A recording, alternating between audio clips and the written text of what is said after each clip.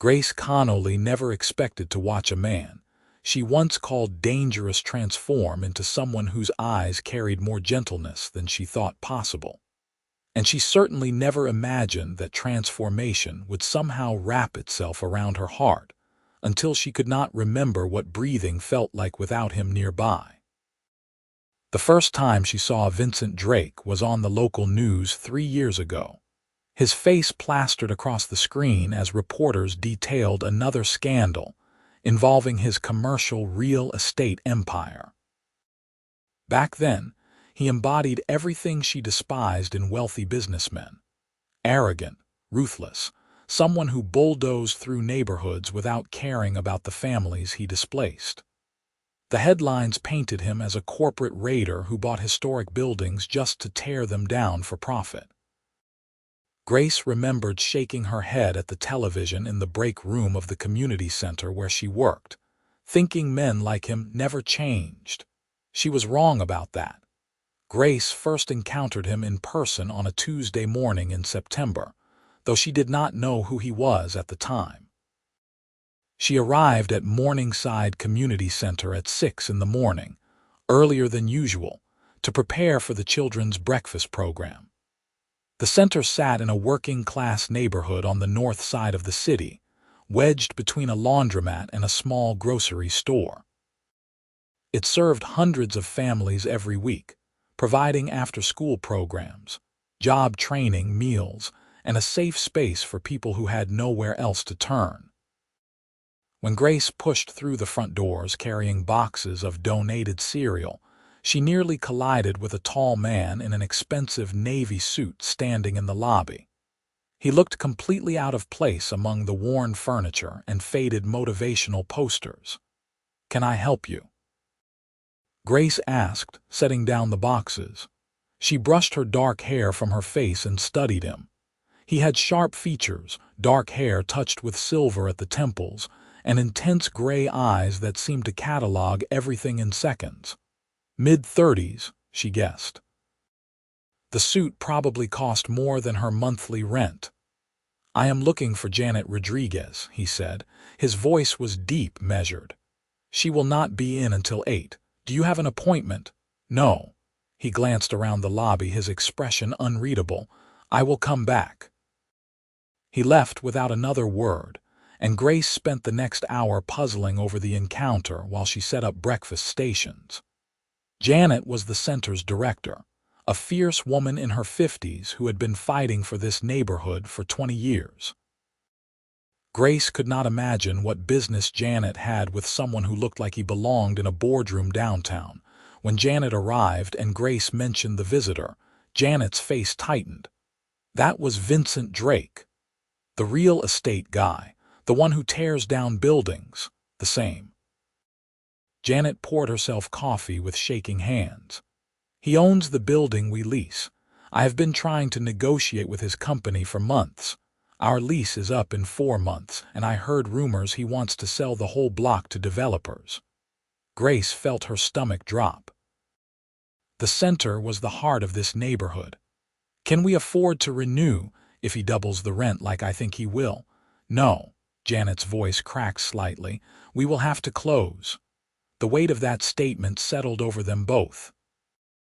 Grace had worked here for 5 years, since graduating from college with her social work degree. She knew every regular's name, knew which kids needed extra attention, which families were one emergency away from homelessness. Losing the center would devastate this community. Vincent Drake returned at 8:30. This time, Grace was in Janet's office when he arrived, and she watched him through the glass window as Janet invited him in.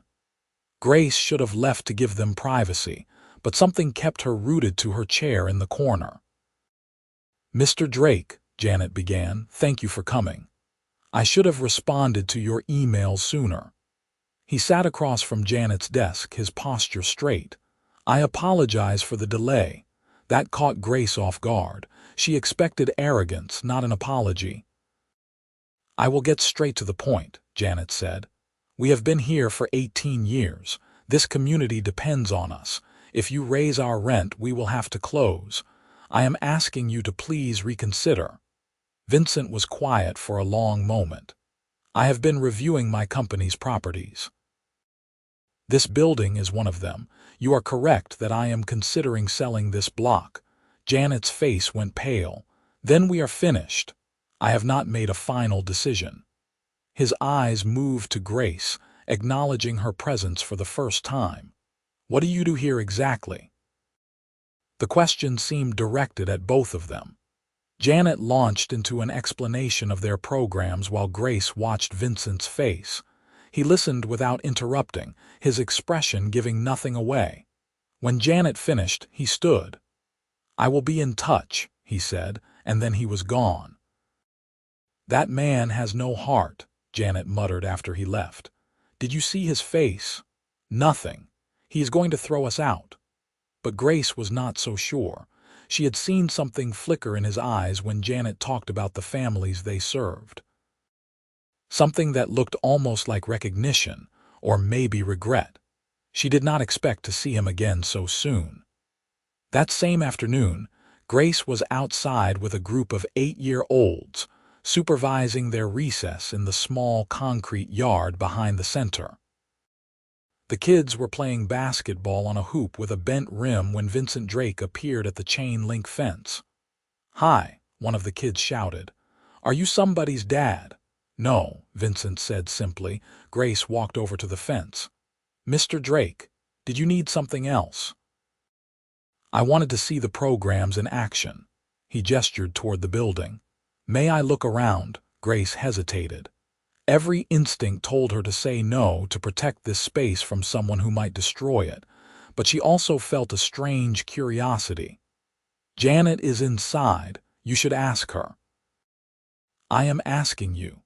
She studied his face, searching for mockery or manipulation, but found only genuine interest. "Fine.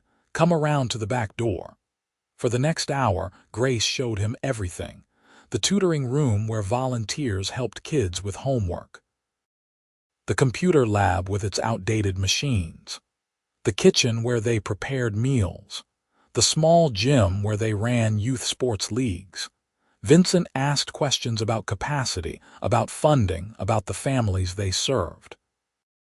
His questions were specific, intelligent, and seemed genuinely curious rather than calculated. In the computer lab, a teenage girl named Destiny was working on a college application essay. She looked up when they entered. "Miss Grace, can you read this paragraph?" Destiny asked. Grace leaned over her shoulder, reading the screen. "This is beautiful, Destiny, really beautiful. You think I have a shot at the scholarship? Absolutely. You are one of the smartest people I know." Destiny beamed and returned to typing. Vincent watched the exchange silently.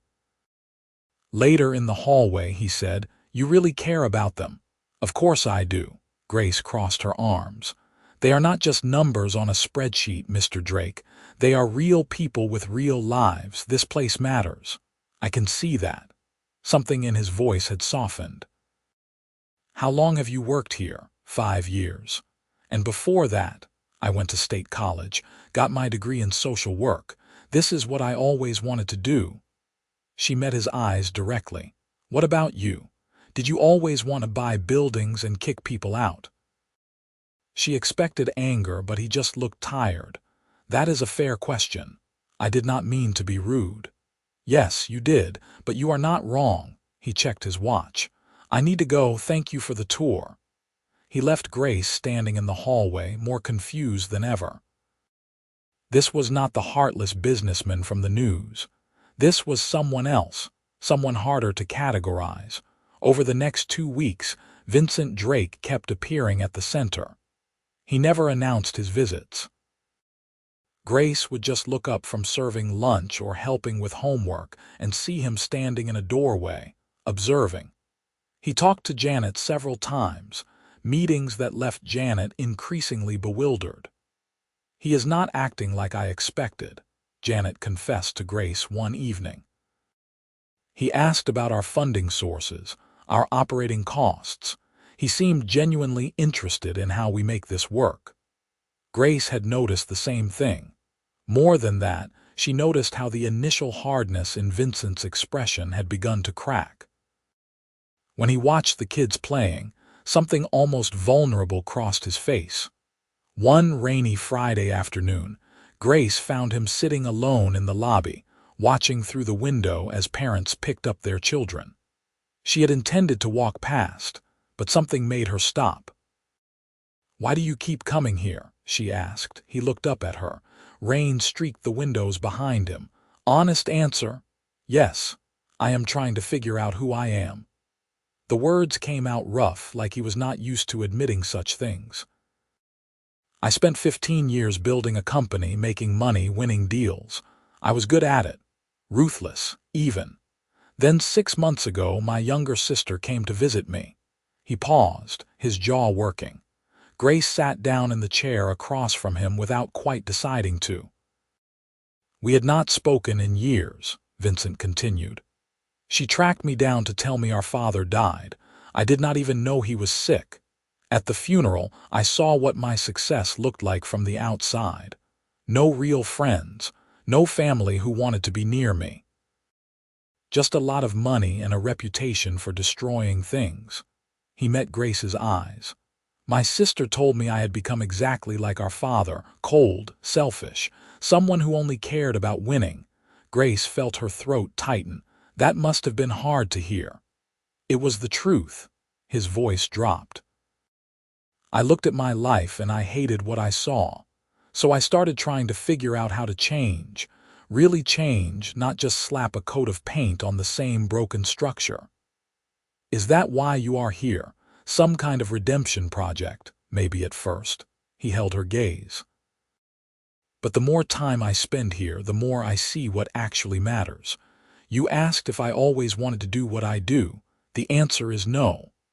I wanted to build things that lasted, that meant something. Somewhere along the way I lost that. I forgot why I started." The honesty in his words surprised her. Grace had spent 2 weeks thinking of him as the enemy, and now he was sitting across from her looking more lost than anyone she had ever seen. Before she could respond, a group of kids burst through the front doors, laughing and soaked from the rain. The moment broke, and Vincent stood to leave. "For what it is worth," Grace said as he reached the door, "change is possible. I see it happen here all the time." He turned back to her, and for the first time he almost smiled. "Thank you." After that evening, something shifted between them. Vincent still came to the center several times a week, but now he and Grace talked. Real conversations, not just polite exchanges. She learned he had grown up poor, raised by a single father who worked construction and drank too much. Vincent had put himself through college on scholarships and loans, driven by a fierce desire to escape poverty. That drive had made him successful, but also callous. "I told myself I was doing what I had to do to survive," he said one afternoon. They were in the small office Grace shared with 2 other staff members, sorting donations of winter coats. "But that was just an excuse. I hurt people because it was easier than caring." Grace held up a small red jacket, checking for holes. "You know what I think? I think you did care, but you buried it deep because caring hurts sometimes. It is easier to pretend you are above it all. When did you get so wise?" "I work with teenagers. They teach you to see through defenses pretty quickly." She tossed the jacket into the keep pile. "The question is what you do now." "I am working on that." He did not elaborate, and Grace did not push, but she noticed changes. Vincent started showing up in casual clothes instead of suits. He helped serve lunch one day when they were short-staffed, rolling up his sleeves without complaint. He sat through a presentation by the youth art program, looking genuinely moved by the students' work. The walls he had built around himself were coming down, piece by piece, and Grace found herself drawn to the man emerging underneath. She tried not to think too much about the warmth that spread through her chest when he smiled at something she said. Tried not to notice the way her pulse quickened when he walked into a room. Vincent Drake was still technically a threat to the center, still someone whose decisions could destroy everything she loved. Getting attached would be stupid, but her heart was not listening to logic. One November evening, Grace stayed late to finish paperwork.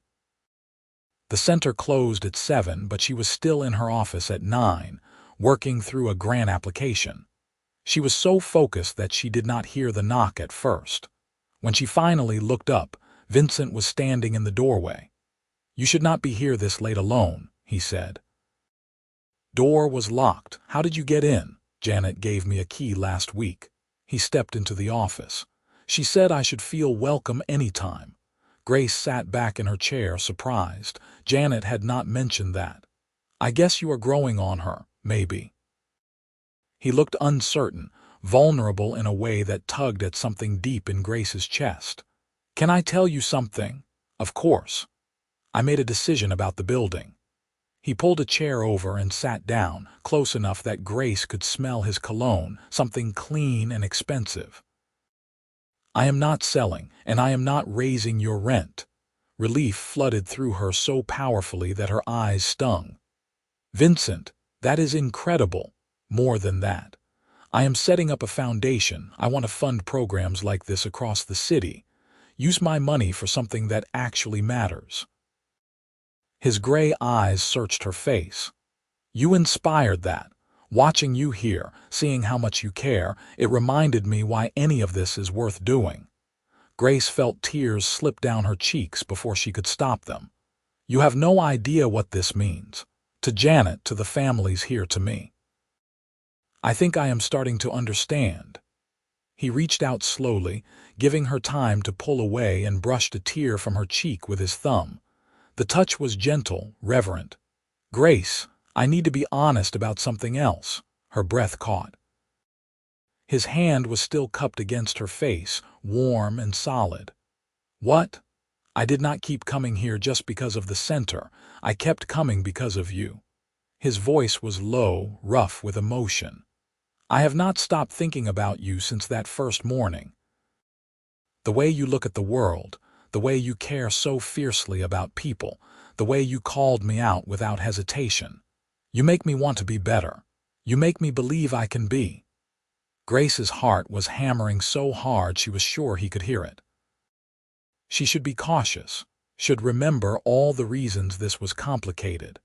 But when she looked into his eyes, all she saw was honesty and hope, and something that looked a lot like the same terrifying, exhilarating feeling rising in her own chest.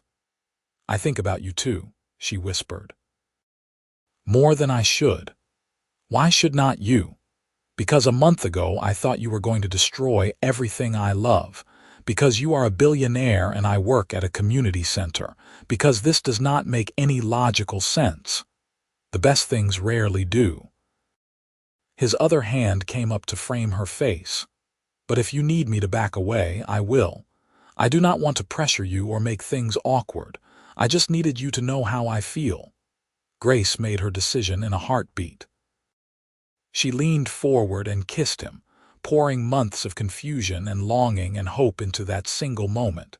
Vincent responded immediately, his arms wrapping around her and pulling her closer.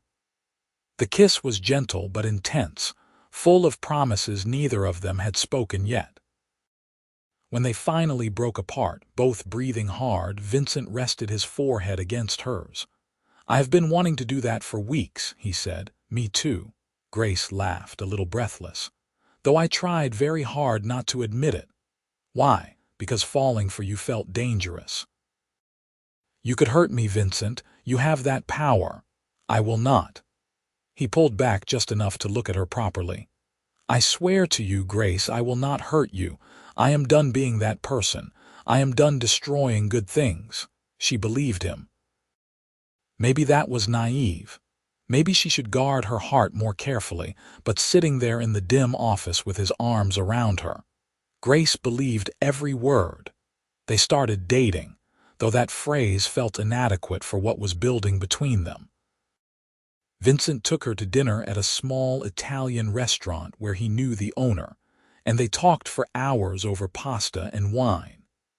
Grace learned about his childhood, about watching his father spiral into alcoholism after his mother left. She learned about the chip on his shoulder that had driven him to succeed at any cost.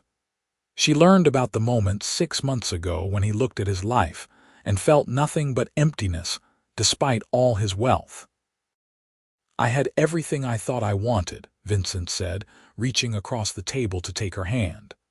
"But I was miserable. I did not understand why until I met you. I was successful, but I was not living. I was just going through the motions, winning games that did not matter." Grace squeezed his fingers. "And now I feel alive.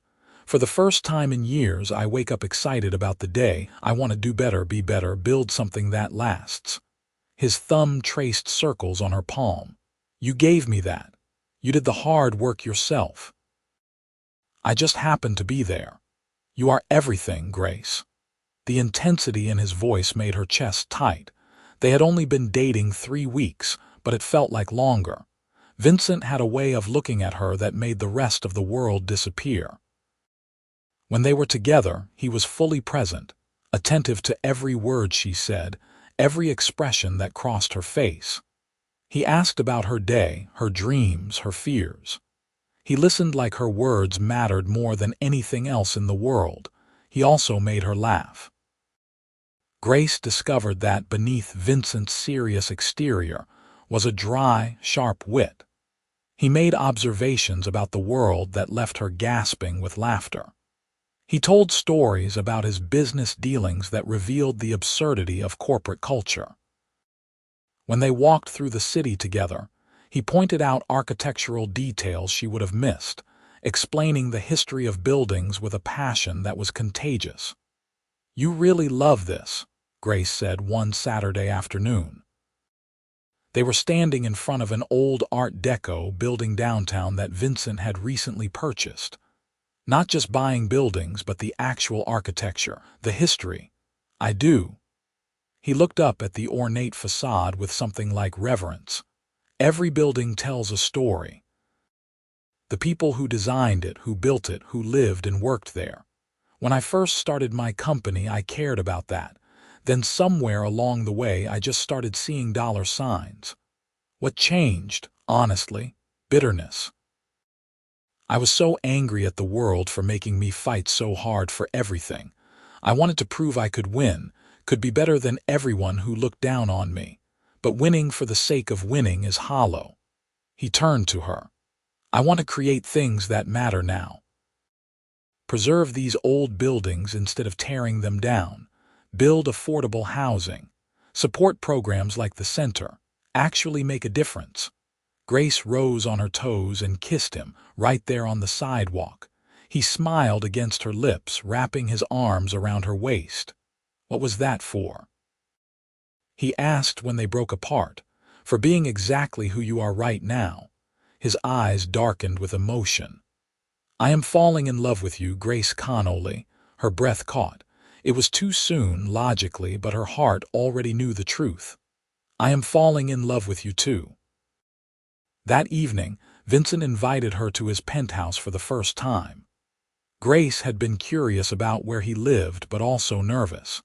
She expected something cold and sterile, all modern furniture and sharp edges. Instead, she found a space that was surprisingly warm. The living room had floor-to-ceiling windows overlooking the city, but the furniture was comfortable, lived in. Bookshelves lined one wall, crammed with volumes on architecture, history, and philosophy. Photos were scattered on surfaces, mostly of Vincent with a woman who had to be his sister. "This is not what I expected," Grace admitted, setting down her purse. "What did you expect? Something more intimidating. This feels like an actual home." Vincent smiled. "I have been working on that. After my sister's visit, I looked around and realized my apartment looked like a hotel. No personality, no warmth. I have been trying to change that too." He made dinner, which surprised her.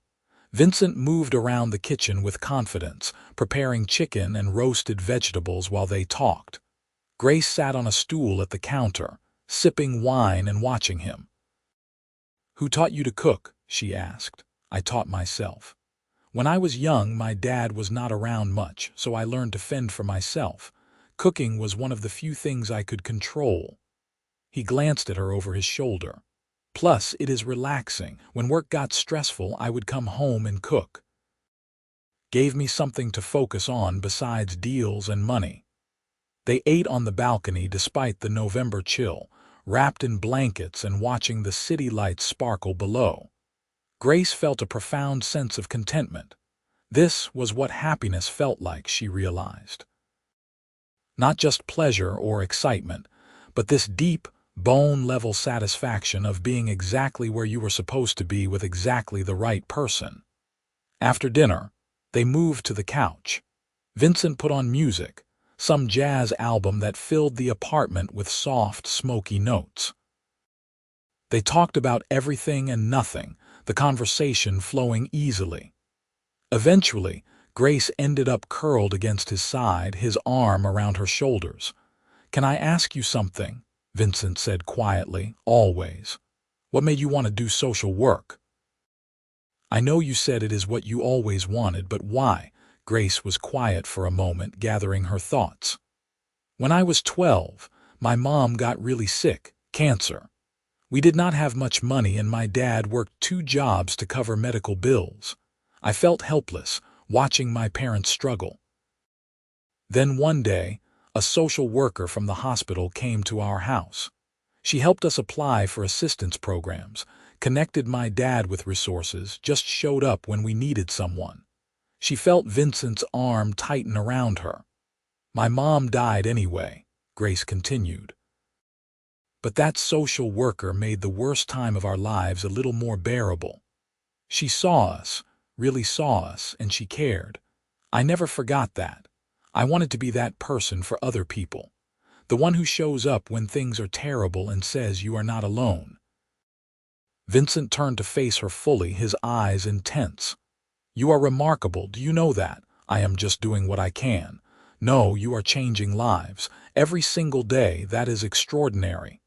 He cupped her face in his hands. "I am so lucky I found you." Grace kissed him, and this time there was more urgency. Vincent responded immediately, pulling her onto his lap. They kissed until Grace was breathless, until the space between them felt unbearable.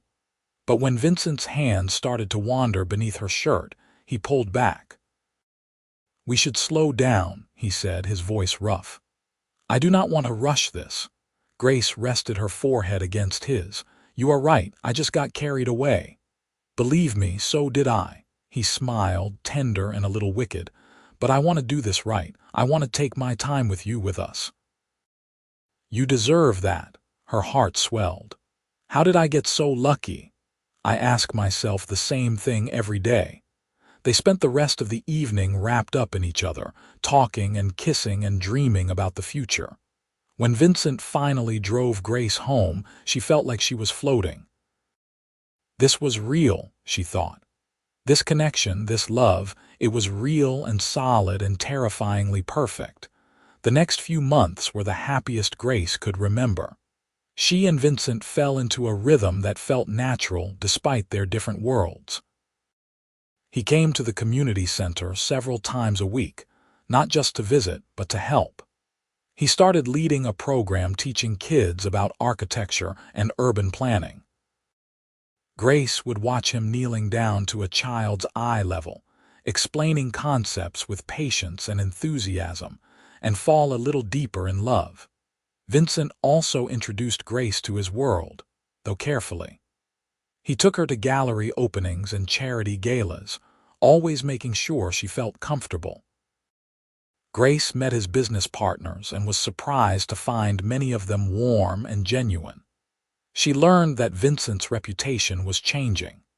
People who had once feared or resented him now spoke of him with respect, noting his shift toward ethical development and community investment. "You have made quite an impression on him," one of Vincent's oldest friends, a developer named Marcus, told Grace at a holiday party.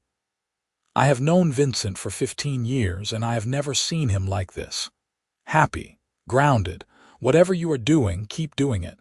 Grace smiled. He did the work himself. I am just along for the ride. No, you are the reason he wanted to change. Marcus looked at her seriously. Do not underestimate your impact. For Christmas, Vincent surprised Grace with a trip to a cabin in the mountains. They spent 3 days snowed in, cooking together, reading by the fire, making love and talking for hours. On Christmas morning, Vincent gave Grace a small box. Inside was a silver necklace with a pendant shaped like a building. It is the community center, Vincent explained. I had it made from a photograph. I wanted you to have something that represents what matters most to you. Grace felt tears slip down her cheeks. It is perfect. You are perfect. He fastened the necklace around her neck, his fingers gentle. I love you so much, Grace. You changed my life. I love you too. She turned in his arms, kissing him deeply. More than I thought possible.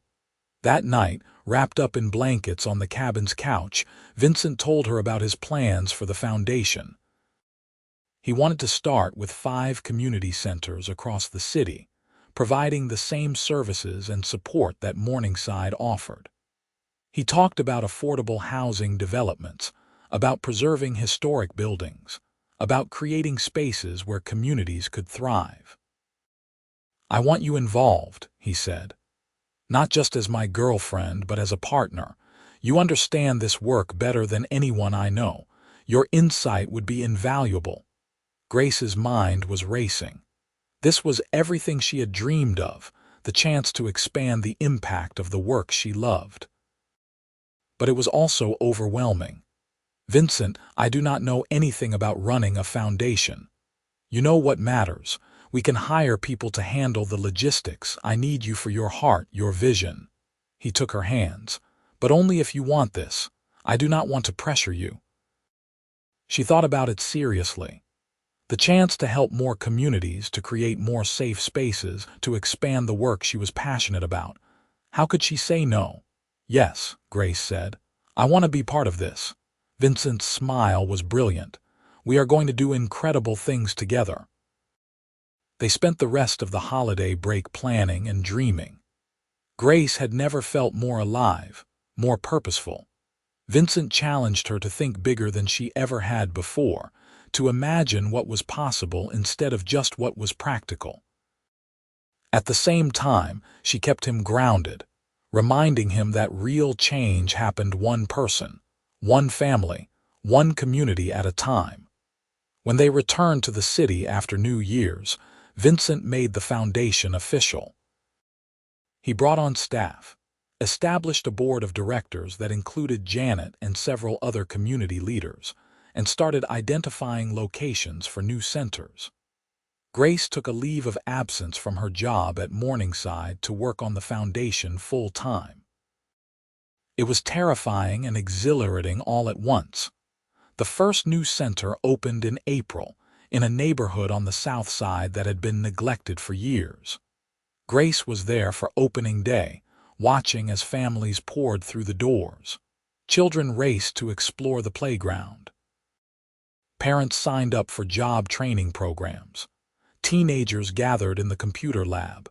Vincent stood next to her, his hand in hers, and Grace saw tears in his eyes. This is what I should have been doing all along, he said quietly. Thank you for helping me see it. We are doing it together. Grace leaned her head on his shoulder. That is what makes it special. By summer, 3 more centers were in development. The foundation was gaining attention, and Vincent was being recognized for his transformation. Articles praised his shift from ruthless developer to community advocate. He gave interviews where he spoke candidly about his past mistakes and his commitment to doing better. Grace was proud of him, but she also worried about the pressure. You do not have to be perfect, she told him one evening.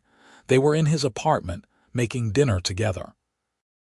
You are allowed to be human, to make mistakes. Vincent set down the knife he had been using to chop vegetables. I know. But I also feel like I have a lot to make up for. I hurt people, Grace. I destroyed communities because I did not care enough to see them as real. I cannot just forget that. I am not saying forget it. I am saying forgive yourself. You are doing the work now. You are making a real difference. That has to count for something. He pulled her into his arms, resting his chin on top of her head. How did you get so wise? I have a good teacher. Grace tilted her face up to kiss him. You push me to be better too, you know, braver, more ambitious. We are good for each other. We are perfect for each other.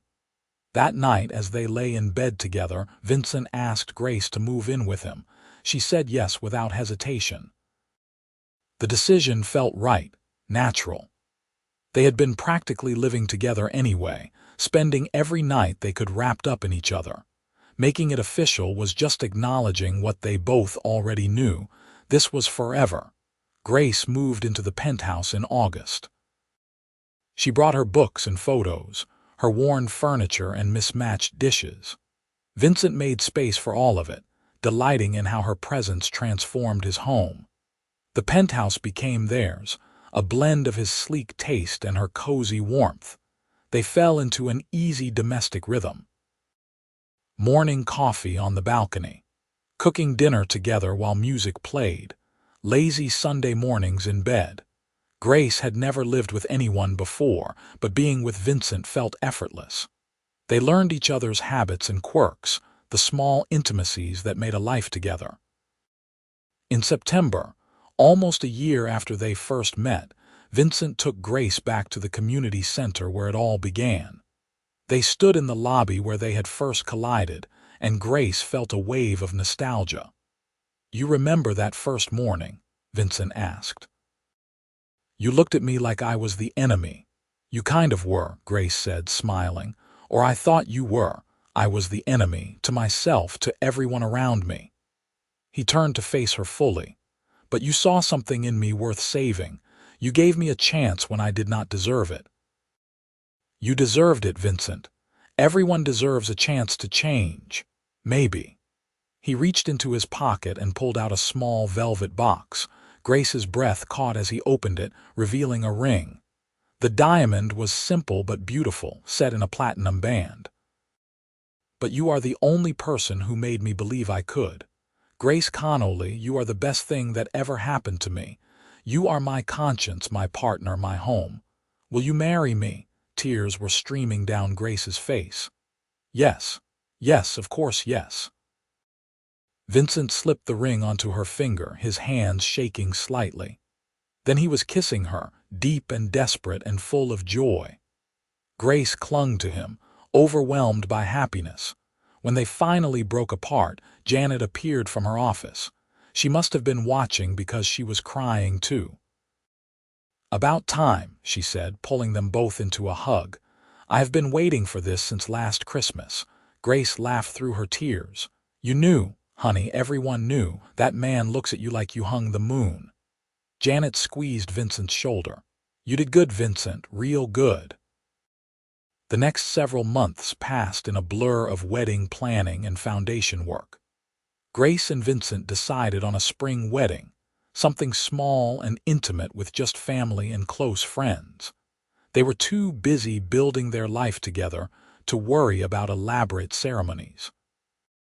The foundation continued to grow. By the time their wedding day arrived in May, they had opened 6 community centers across the city. Grace oversaw programming while Vincent handled funding and development. They made a formidable team, balancing each other's strengths and weaknesses. What started as Vincent's attempt at redemption had become a shared mission, something bigger than either of them alone. Their wedding was perfect. They got married in a small garden ceremony with 50 guests. Grace wore a simple white dress and Vincent looked devastatingly handsome in a gray suit. When they exchanged vows, Grace saw tears slip down Vincent's cheeks. You saved me, he whispered as he slipped the wedding band onto her finger. In every way a person can be saved.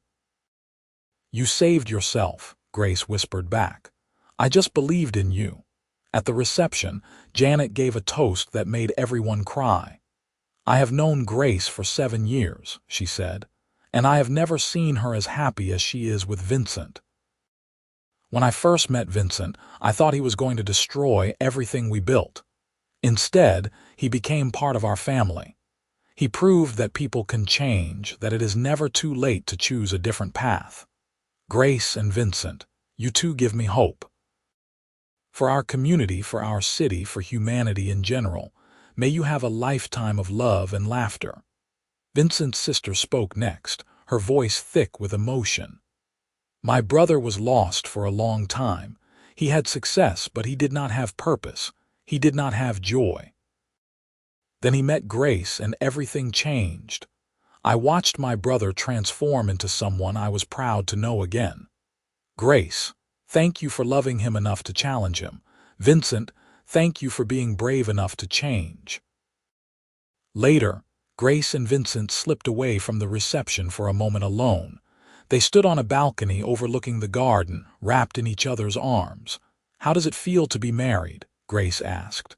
Like everything finally makes sense. Vincent kissed her forehead. Like I finally understand what I am supposed to be doing with my life. Building community centers, building a life with you. He pulled back to look at her. Everything else is just details. You are what matters. Grace felt her throat tighten with emotion. I love you so much. I love you more. Not possible. Vincent laughed, and the sound was pure joy.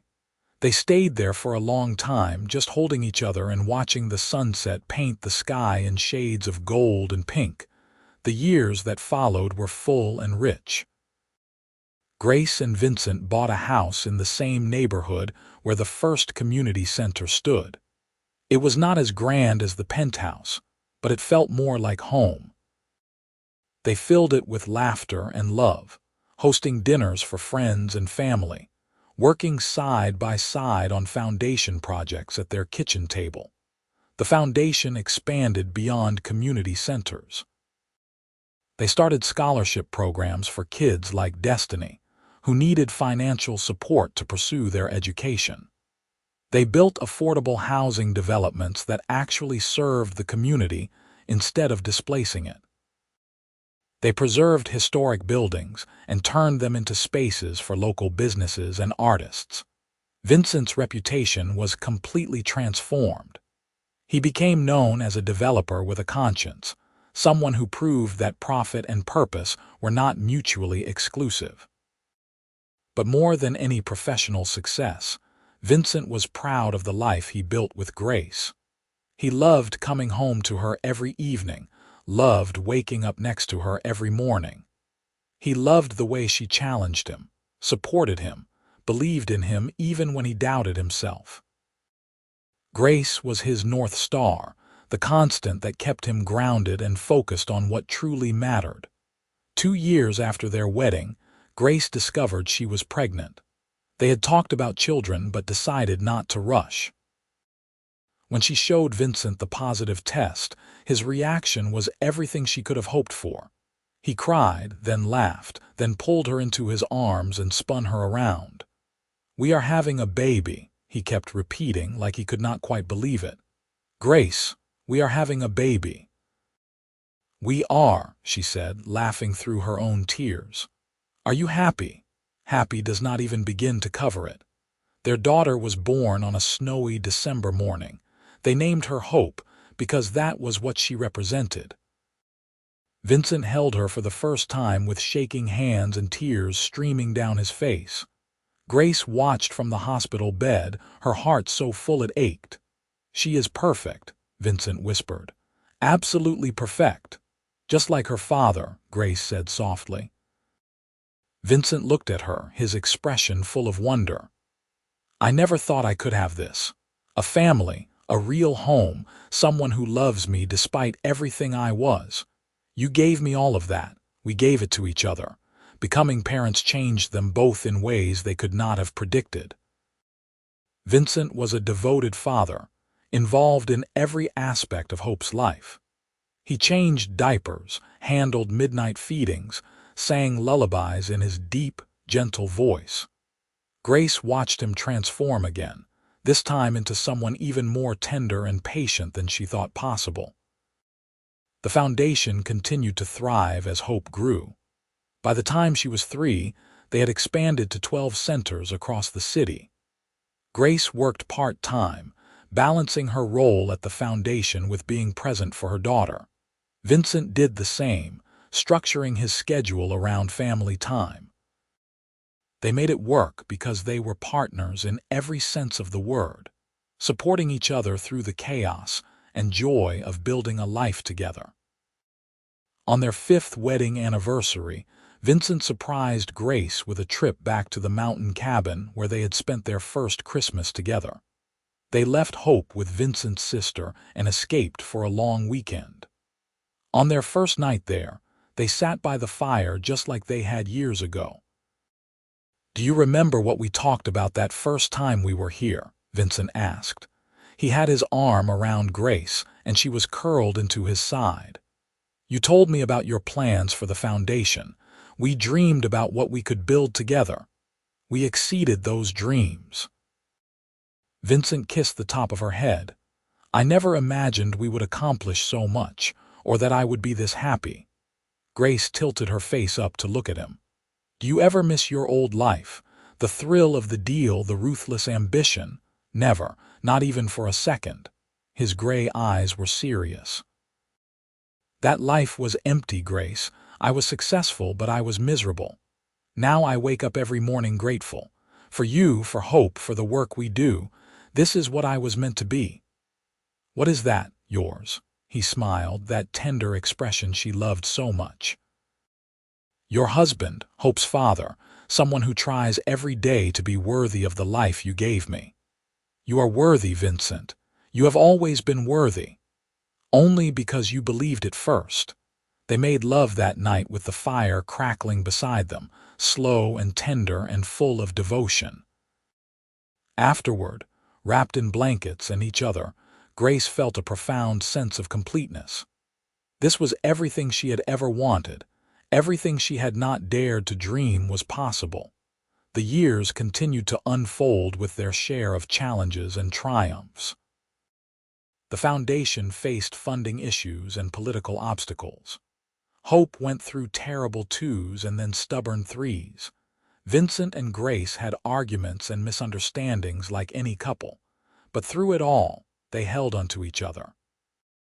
They communicated, compromised, and chose love over pride again and again. When Hope was 5, she started asking questions about Vincent's work.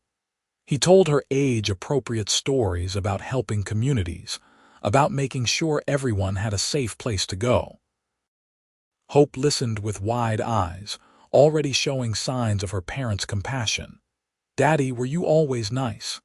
she asked one evening at dinner. Vincent glanced at Grace, who gave him an encouraging smile. "No, sweetheart, I was not always nice. I made mistakes and hurt people. But you are nice now. I try to be. Your mom taught me how to be better." Hope considered this seriously. "I think you are the nicest daddy in the whole world." Vincent's eyes filled with tears. Grace reached across the table to squeeze his hand. He had come so far from the ruthless businessman who walked into the community center all those years ago.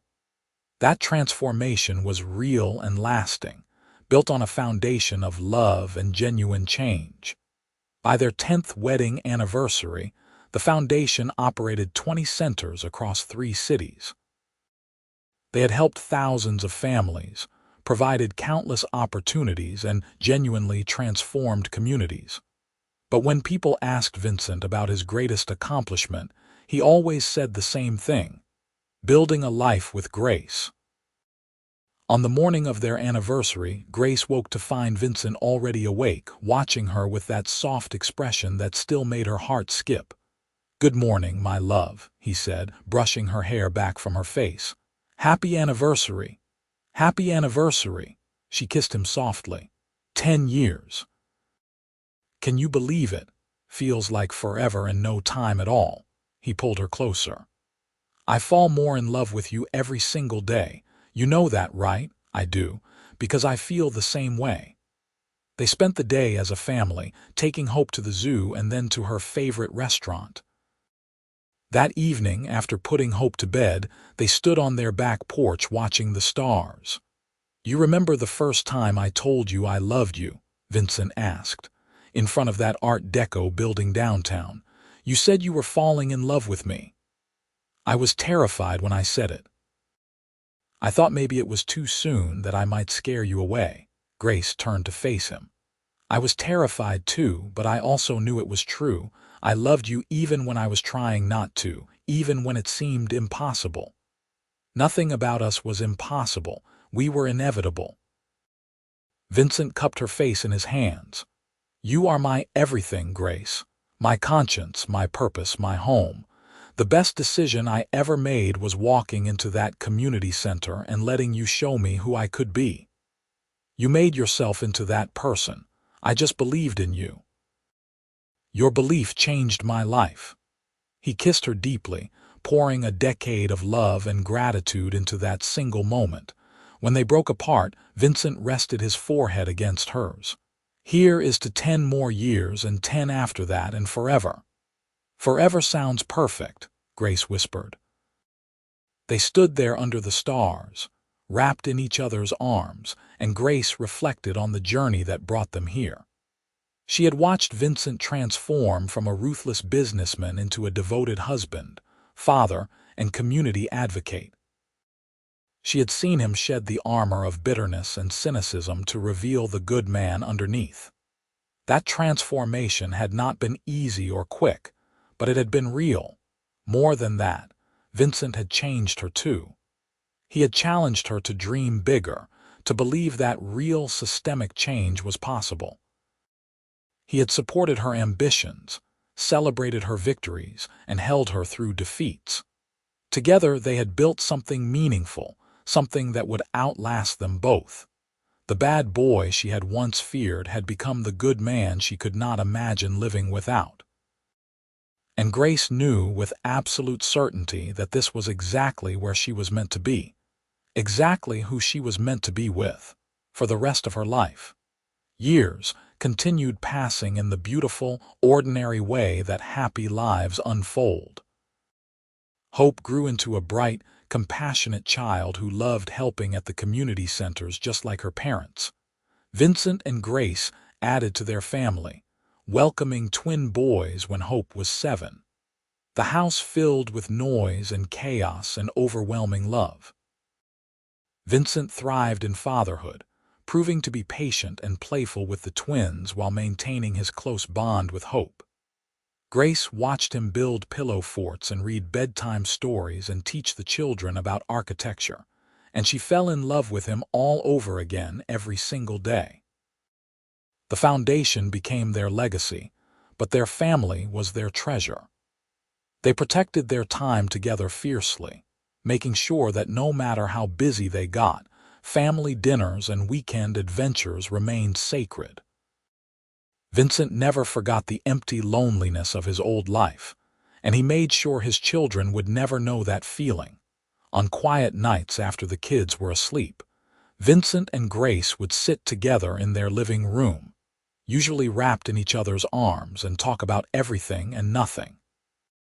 These were Grace's favorite moments, the peaceful intimacy of a love that had weathered storms and emerged stronger.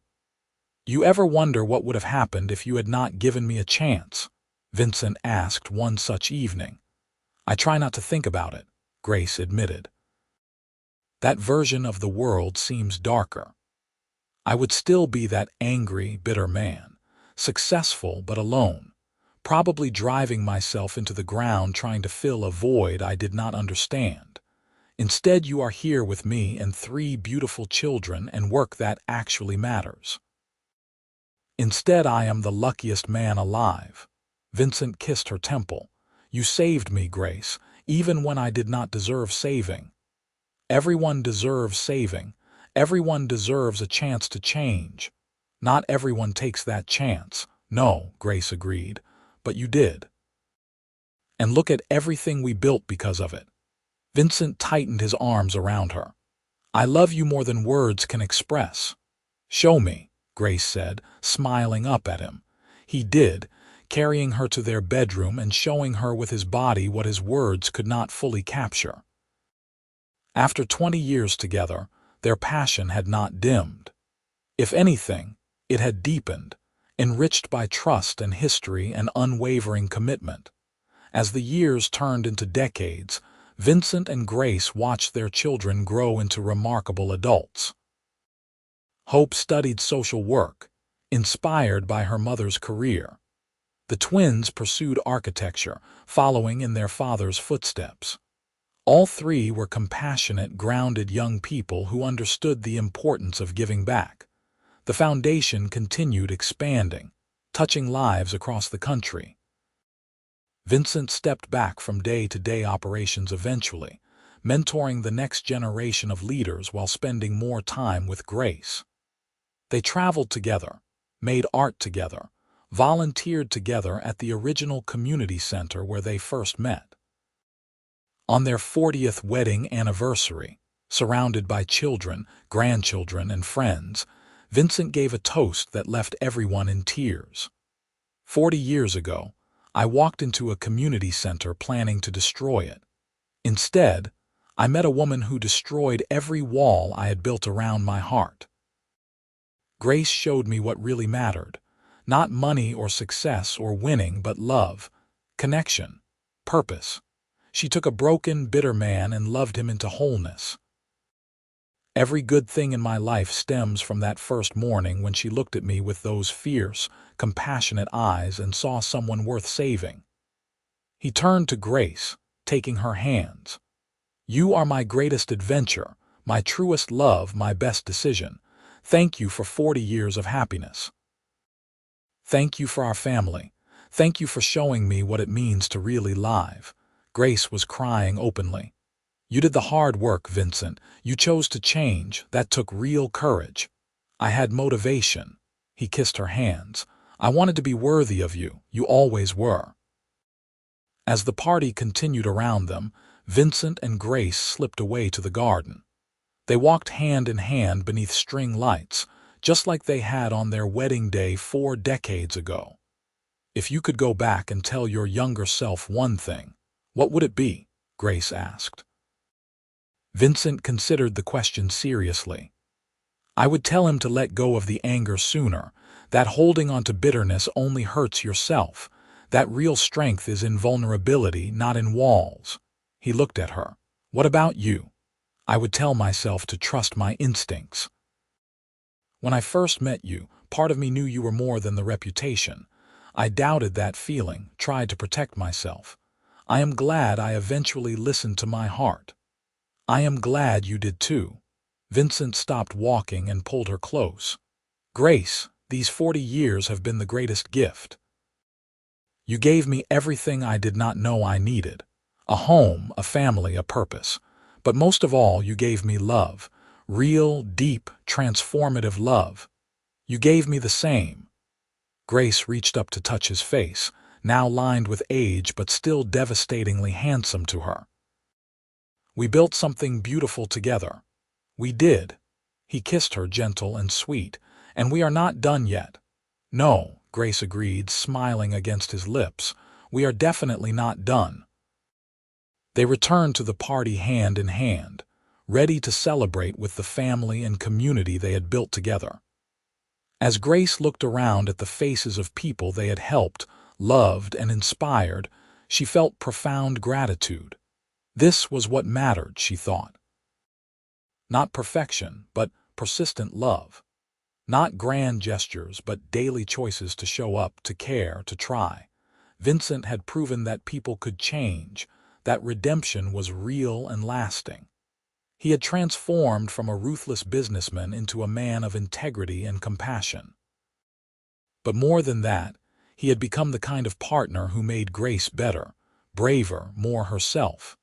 The bad boy everyone had written off had become a good man, not through empty promises but through consistent action. Through choosing love over pride, connection over isolation, purpose over profit.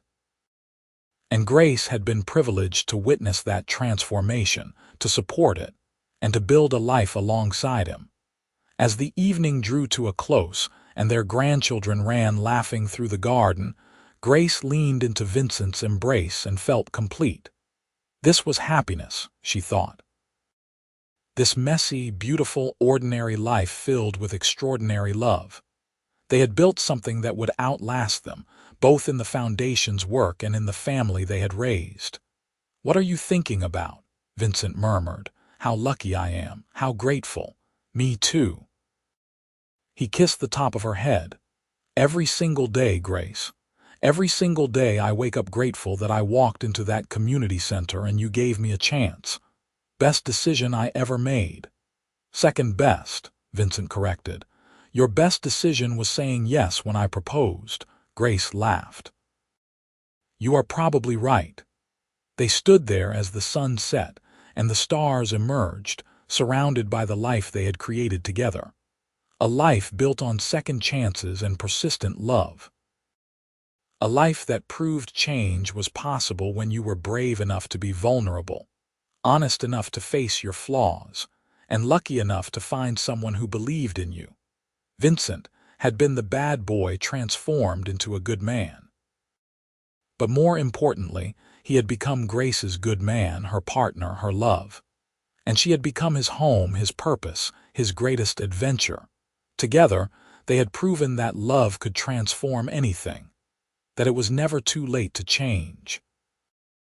That the most profound happiness came not from wealth or status, but from building something meaningful with someone who saw you completely and loved you anyway.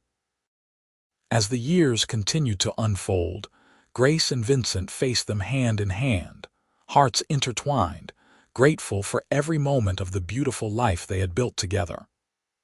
The bad boy was gone, replaced by a good man who chose love every single day. And Grace, who had watched that transformation with hope and faith, stood beside him, his constant companion, his greatest supporter, his forever love. Their story was one of redemption and transformation, but also of simple, enduring devotion. The kind of love that weathered storms and celebrated sunshine. The kind of partnership that made both people better. The kind of life that mattered not because it was perfect, but because it was real.